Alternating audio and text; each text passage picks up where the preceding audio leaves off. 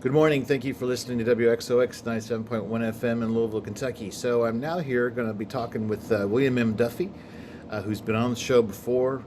We're old friends. He's a lifelong resident of Louisville, Kentucky.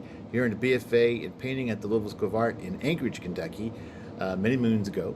He has primarily devoted his creative energy to producing poignant paintings, silkscreen prints, and drawings that conveyed his African ancestry, his personal experience within African American culture, and the elemental experiences of humanity that connect us all. Best described as small yet monumental, Duffy's figurative and abstract sculptures have won numerous purchase and merit awards in exhibitions throughout the United States and have been purchased by several private, corporate, and public collections. In 2021, he worked with Ideas X Lab in Louisville on the banks of Freedom Slave Memorial stone benches, which you can find down on the river around 9th and 10th Street there. We'll talk about that a little bit. And he's done all sorts of things. He's been recognized as a teacher. He taught for years. He was recognized by the Board of Education from Jefferson County Public Schools. He was one of the first artists to be awarded the Imagine Greater Louisville 2020 grants for his Portraits of Pride project, working with the West End school students on paper collages. And this is really just a drop in the water of all the things that William Duffy has done and continues to do in the Louisville community as an artist. And so because of this lifelong commitment to art and community, he will be recognized with the Legacy Award at the LVA Honors on March 24th at Art Sanctuary. So you can just go to louisvillevisualart.org to find out more about that. So Duffy, how you doing today, man? Doing all right. How about yourself? I'm doing okay. So Good. how does it feel to get the honors? It feels great. I know that I'm in great company. I know the artists in the past that have received this honor. So yeah, I feel very blessed to receive one myself. Hmm. Well, so I want to talk. When we talk about, it's almost one of those things where it's hard to know where to get started talking about all the things you've done. But you taught for a long time, which I think is always a bedrock part of when we talk about somebody, the legacy and the influence on other generations. I think that's always a big part of why we come to that conclusion about somebody like William Duffy. Are you have you been doing any teaching lately? It seems like you've been concentrating on doing some larger sculptures. Yeah, no, I haven't been doing any teaching as of late. There's so many other areas that I haven't touched in the past that I would like to do, and that is one of them. I'm getting interested in doing public sculpture. Um, uh, as you know, for a long while there, I had a studio out of Ed Hamilton's studio, and I helped him with a number of his public pieces. But I didn't feel ready myself to undertake that that side of the arts, and so I have mostly been working with just stuff for the home, for businesses and things like that. But since this project, I was contacted to work on this. I still didn't feel comfortable doing it by myself, and so it was a perfect opportunity to invite another artist to help out, and that was a fellow artist that I went to school with, who's a couple of years ahead of me, but his name is Dave Caudill, and he's done a number of public pieces. His work is all over the place, all over the country and South America, as far as I know, and yeah. So Beneath the ocean. He's got a yeah, piece beneath the ocean somewhere. I can't even yeah, remember where that was. that's correct. He does. And so, yeah, the two of us worked on the Unknown Project, which was headed up by Hannah Drake and Josh Miller. And Ideas X Lab, the whole premise behind that was to start telling the stories of by African Americans Africans, the other side of the story of slavery and the impact that it had on society.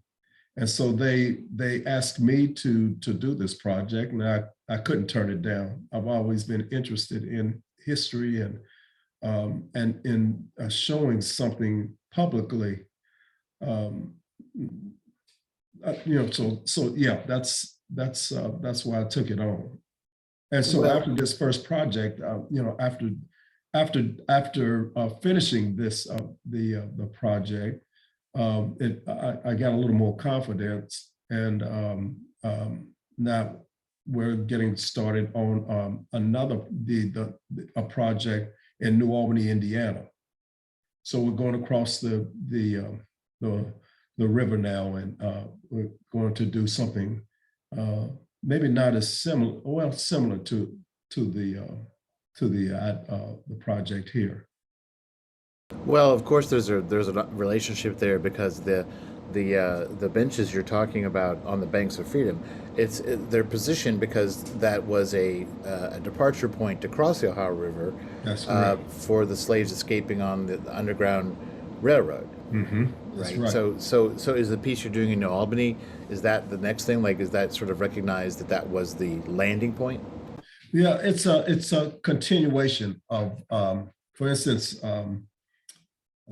the benches on this side has a back support and chains on the bottom of the bench itself, and it was to convey to the viewer, the shackles have fallen, and I'm making my way across the river. But on the other side, now we're going to tell a sort of a different story. It's like, okay, now we're here, so where do we go from here? But it's still that idea that it's being carried over. It's like a continuation of the story, and it's going near the I think it's the Second Street Baptist Church of there in New Albany. On the other side of the hill, while closer to the river, is where the new site will be. Okay, when is that going to be completed? That's a good question. We're still talking with members of the communities, and ideally they would like for them to be done, like for it to be done by Juneteenth, which is June 19th. Sure. But time is getting real close, and with all of the COVID stuff going on, there's been we haven't been able to get together as much, but we are still, right now we're researching researching data and talking to people over in New Albany, and getting their sides of the story. So we'll take their stories and we'll make sketches and do what we can, synthesize those ideas and do something different from what it is here in Louisville. Well, so you're in the preparatory stages, the research phases, which That's correct. I think a lot of people, when they see these public sculptures, they're not really aware of how much time goes into this, because you have to sort of work with the community partners and make sure everybody's sort of buying into the whole concept and really supportive and invested in it. That's absolutely, you're absolutely right. So, but it all happens. It just, you have to, and it's the right way to do it. Yeah, I feel, and from what I've gathered so far, there are some members there in Indiana who, that not a lot, but that their ancestors actually crossed over from Louisville, and there's not a great deal that we've come across so far, but there might be one or two or three of them that we can talk to and catch some ideas from them. Just like the footprints that are are done on this side. It was an idea that I thought, it would be nice to have sort of like a walking path to to the benches, and then um, to that point where the benches are now, but then fade out, as they cross the river. And what I understand, the slaves, the Africans would hide in the bottom of the boats that took them over to cross over, but then the slave catchers caught on to what they were doing, and they would hide in the bottom of those boats, and then as they came, they would capture them and take them back, lock them up.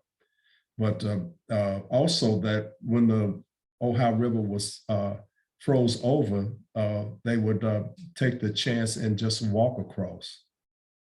And so they get on the other side, the church, the Second Street Church would conceal them and keep them, because and the slave catchers would also cross the river and take them back if they could.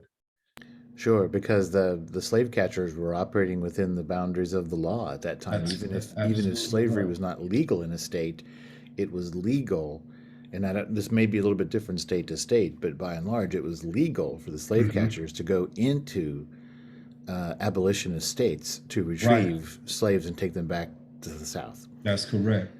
And it's interesting when you talk about them walking across the river, and of course now to modern day sensibilities, you think, oh my gosh, that's so risky. But you think about the whole journey was just nothing but risk all the way until they could get to, really until they got to Canada, they were still at risk. Right. Yeah. Right. Yeah. Well, I want to ask you, you're talking about these very obvious historical pieces, and I mean obvious in the sense that the history is a part of it. There's a history, there's a story to tell, there's documentation. But when I think about the work you've been doing on a more modest scale over the years, the smaller sculptures and things like that, the African culture is still there, or it was always there. But it seems like this interest in specific historical narratives is a newer element to you in your work. That's now. Right. So, is your work on these public projects? Is it informing what you do in your more personal work? To a certain extent, not all the way. I've always carved sort of just basic themes, family themes and mother and child. I've always loved to carve the female figure. And I read somewhere where it said, "Well, why do you carve so many female figures?" And I can't remember who it may have been Michelangelo. But the answer was because everything is there. And so, yeah, there's so many ways of carving the figure, and so many positions that you can carve it in that morphs into other things that I've always liked to do there. And that's one part. The other part is like I've always loved carving heads too. There's so many different things that go on in the face or on the head. You've got the hair, which can be styled in just a ton of different ways, and it one thing leads into another, which can lead into another thing, and all of a sudden it becomes not a head, but maybe something else, and that's from just looking at the way people style their hair. And particularly Africans, that it stretches back forever. What they do with their hair and decorating the body. So yeah, I've always loved carving those things. And then there's mother and child, father and child. I've done only a few father and child pieces, and when I look back or look through the history books, there's not a whole lot of connection with a father connecting with his child. But as I was growing up, or as my girls were growing up, I took a great part in raising them, because uh, my wife would, she would sleep night. She's just worn out from the day's work. So it was my duty to get up and feed them at night, and change diapers and that sort of thing. So I thought it would be nice to do like a little tribute to dads. It's not, we're not disconnected. All of us aren't disconnected from our kids. There are some that do a lot of the work. So it was kind of a mini tribute to all dads that do Well, that. you're talking about a cultural shift, though, too.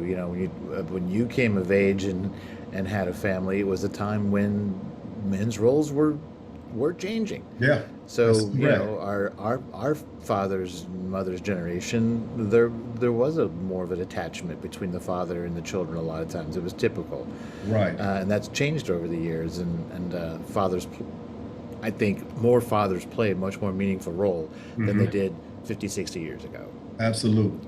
I mean, that's a broad sort of statement, but Yeah. I think anybody who's lived as uh, our our generation understands that because we saw the change happening. I think, Hmm.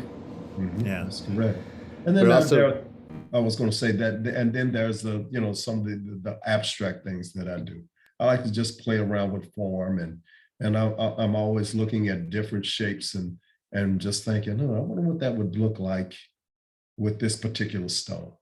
So I work in, alabaster, limestone, marble, little granite, work in wood, bronze, just different types of material. I like to, um, my ideas sometimes lends itself better to one particular type of material than the other. But I enjoy working with all the different types of material.